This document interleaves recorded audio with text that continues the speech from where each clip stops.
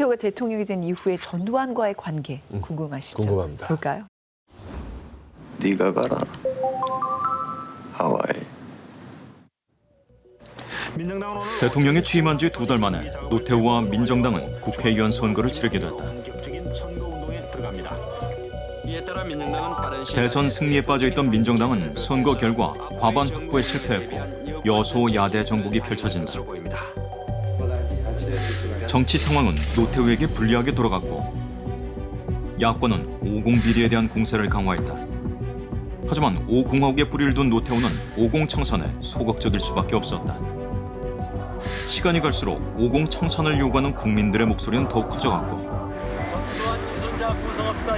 노태우는 선택의 기로에 서게 된다. 결국 1988년 11월 제50화국의 비리와 5.18 민주화운동 진상조사를 위한 50 청문회가 열리게 된다. 50 비리가 속속 드러나고 여론에 밀린 전두환은 국민 앞에 머리를 숙였다. 국민 여러분이 가라고 하는 곳이면 조국을 떠나는 것이 아닌 한 속죄하는 마음으로 어느 곳이라도 가겠습니다. 쫓겨나듯 백담사로 떠나게 된 전두환. 그것은 우정과 권력 사이에서 고민하던 노태우의 선택이었다. 네가 가라 백담사. 그거네요. 그렇죠. 와. 근데 이 장면에서 이제 비로소 영화 친구하고 정치판 친구하고 좀 약간의 차이가 나타나는 것 같아요. 영화에서는 두 친구가 경쟁 조직에 있으면서 서로 이제 갈등하는 거잖아요. 경쟁 조직이 있고 적이지만 장동건을 살리기 위해서 유호성이 이제 하와이를 보내려고 하니 이제 장동건이 네가 가라 하와이. 손을 이렇게 하면 좀 비슷해. 될 때까지 한번. 네가 가라 하와이. 네, 계속합니다. 그래서 이 정치판 친구가 훨씬 어떤 면에서는 더 극적이라고 생각하는 게 이미 남들이 봤을 땐 갈등이 다 끝난 거죠. 모든 걸 다 물려주었으니까. 그렇죠. 모든 걸 물려받은 사람이 본인을 백담사로 보내버리는 거잖아요. 이런 측면에서 이건 또 다른 어떤 비정함과 냉혹함.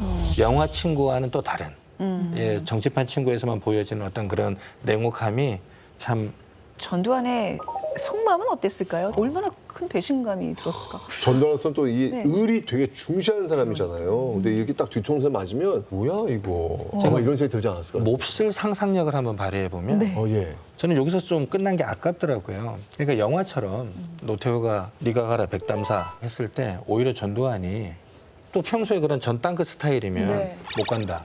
그러면서 서로 막 폭로전 나오고 막 전두환이 오, 진짜. 너무 좀 쉽게 이렇게 굽힌 건 아닌가요? 아니면 우리가 모르는 어떤 것들이 있는 겁니까? 전두환은 대통령도 아니었고 또 80년 광주처럼 뭘 할 수 있는 상황도 아니었고 현재로서는 결국 여론에 자신도 밀릴 수밖에 없다는 걸 알고 있는 거죠. 전두환이 좀 더 분노했던 부분은 자신을 좀 더 확실하게 보호해줬으면 했는데 이 노태우와 민정당이 좀 자신을 나몰라라 하고 등 떠밀어서 어디론가 보내려고 하는 그러면서 이 문제를 결국 덮으려고 하는 이런 것들에 대해서 이제 분노를 했다고 그러고요. 하지만 결국 당시 50 청산이라고 하는 것은 당시 역사의 대세였고 시대의 흐름이었어요. 도저히 전두환이라고 해서 거스를 수 있는 성질의 것이 아니었다라고 할 수 있습니다. 근데 노태우가 이제 그 당시 상황을 회고록에 이렇게 남깁니다. 우리는 우정과 동지애가 유난히 강했으나 우정을 국가보다 상위에 놓을 수 없게 됐다.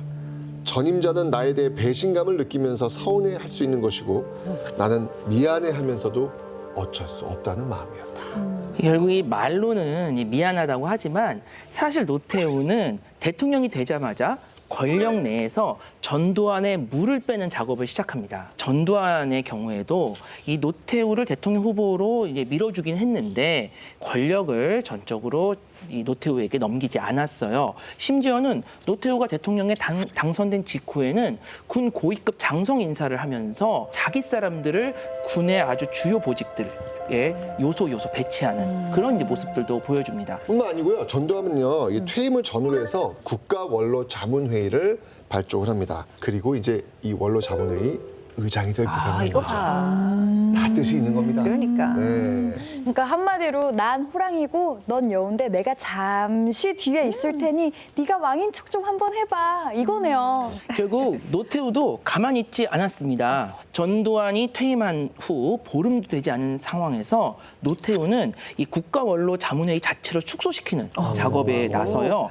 그리고 이 전두환 직계 장성들을 강제 예편시키거나 한직으로 발령시켜서 결국에는 이제 그들을 군에서 이제 밀어내게 되고요. 쯤 되면 전면전이죠, 뭐. 보통 사람이 아니에요. 그러니까요. 여기 당연히 이제 전두환 직계들은 강하게 반발을 하죠. 하지만 당연하죠. 노태우는 단호하게 이 작업들을 밀어붙이고 결국에는 이 군부를 확실하게 자기 수중에 장악을 하게 됩니다.